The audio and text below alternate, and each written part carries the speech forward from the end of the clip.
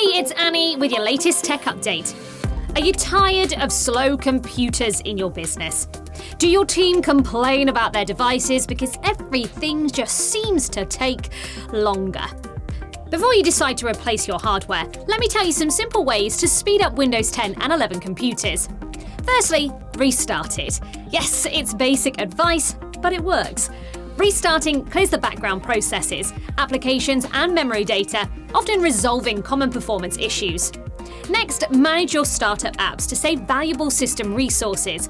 Turn off unnecessary ones via the Settings app. Windows 11 has a feature that saves and restarts certain applications when you reboot. While convenient, it's not ideal for performance, so turn it off. Lastly, uninstall unnecessary apps. They clutter your system and slow it down. By removing them, you'll free up space and resources for better performance. Of course, rather than doing all this yourself, why not get our team to do it for you? They can check every aspect of your computers and network to look for other hidden problems. That's your tech update. More next week.